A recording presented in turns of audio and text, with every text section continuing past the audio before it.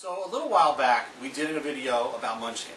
And we showed you Munchkin the card game, we showed you the kind of how to play it, we showed you all the expansions that go with it, and there was another item we showed you in there. For those of you that really like the Munchkin card game, like the cards, but wish you had a board, now we have Munchkin Quest. Wow, Barry, that's more than just cards. You're right, Sean. Munchkin Quest is more than cards. However, there are cards. With Munchkin Quest, you're going to get a box, and you can see it doesn't have a lot of space. It's just a big hole there in the middle. You have 4 players. Each person gets a Munchkin and a life counter. You get all your movement tokens, your life and death tokens. You get monsters over here. You get all the connectors for the dungeons. You're going to get a mess of dice. You're going to get money. And you're going to get some cards. And you're going to get the pieces that make up the board. But Barry, what I liked about Munchkin was the cards. Well, Sean, in Munchkin Quest, you do have cards. You have monster cards, and you have treasure cards. They're just like the cards that are in the original Munchkin game. They have the same art, same everything. There's the monster cards. You pick them up. These are the monsters that you're going to fight. When you win the battle, you have treasure cards, again with the same kind of art. But you have this third deck over here called Deus Ex Munchkin cards. But in the manual, they're called DXM cards. Oh, well, Sean, if you've got the manual, then why don't you tell us what they do? You draw a DXM card at the start of your turn. This represents the GM throwing you some feeble bone to help you survive a bit longer. Well, that's awfully nice of him. What Sean's talking about is the rule book here for Munchkin Quest. You know that the Munchkin card game is a 4-page manual. This one is big enough to need a table of contents. So let's talk about this. It's big and pretty, lots of pictures. You got all the stuff that comes in the game, descriptions. You're going to have basic setup, building your characters, walks you through the turn. You're going to have game phases. You're going to have combat, how it works. Here's the little tokens I was telling you about, the life and death tokens. You got boss monsters running away.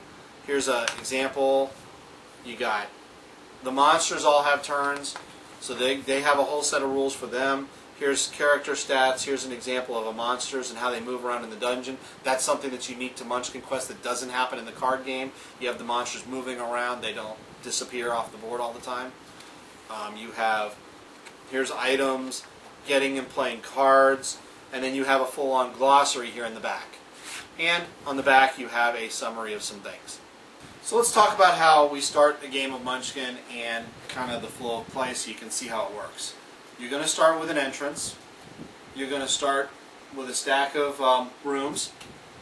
Every player is going to have 4 health, 300 gold pieces, 3 movement. They're green on one side, red on the other. So you use these to move around the dungeon.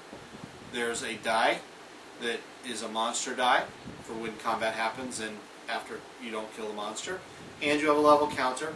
As in the original Munchkin, the goal is to get all the way around to 10 and to keep everybody else from doing that.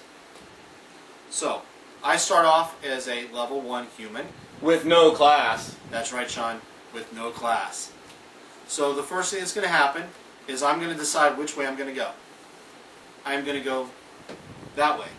So our map builder will pull their first piece and put it on there. One of the rules is the text on the dungeon tile has to match the text on the entrance. So that way you know which way to do these. Now, these tiles, they're all double-sided. So it could be either side. Then I'm going to draw a Deus Ex card, a DXM card. And look at that. I'm no longer a human. I'm now an elf. I have a race card. Still with no class. Yes, Sean, with no class. So I'm going to move into that room, and as with regular Munchkin, I've kicked in the door. Now it's time to pull a card, a monster card, and we pull a Misplacer Beast.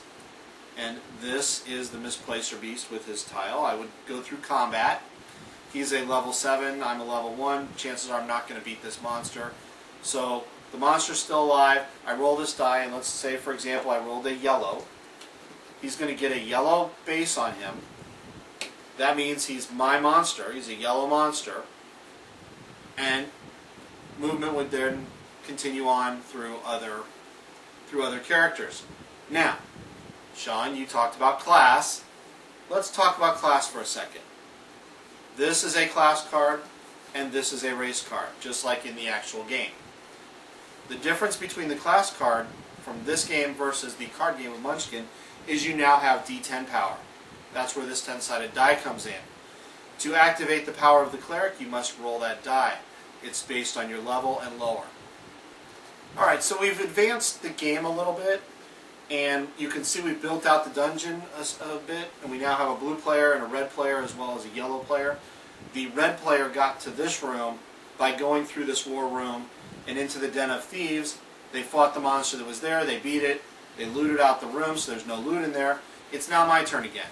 And I'm going to expend one token here to go to this room.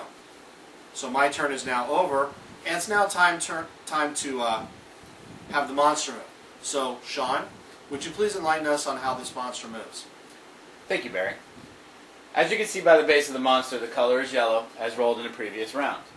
At each of the entrances to each of the rooms, there are colored arrows indicating direction and which path the monster can follow. During monster movement, the monster will move to the color that it matches his base, as well as the direction of the arrow. As you can see, the monster is now moved into a room shared by the yellow Munchkin. The monster is now drooling. He will attack that Munchkin first. So you're saying that because that monster has a yellow base and it is my monster, I suffer the wrath. Correct. Thank you. Okay, what we've done is reset our dungeon here back to before the monster movement. So let's now the monsters move. The monster is going to go through the yellow arrow into this room. The monster's base is yellow. I'm yellow. Therefore, that monster is attacking me. It's a level 7 monster. So, I have to look at what I have. I'm a level 1. And I happen to have a Chainsaw of Bloody Dismemberment. That's a +4. So I have a +1, +4 is a 5 against a level 7. I'm already low. So, do I want to take the chance that the die roll is going to go my way? Because the next thing we have to do is roll a die. The monster's going to get a die, I'm going to get a die. I happen to have red in my room. I can ask red for help. And I know that red is a level 1. And red happens to have a +2 crowbar. So you add that +2 crowbar, and you add the level 1, that's 3. I'm now an 8. The monster's a 7. That means I now have the upper hand. So we have a red die and a yellow die against the monster's yellow die. So let's do it. 7, 4. 7 and 4 is 11. I'm at 8. +1 is 9. +6 is 15. Boom. Monster's dead.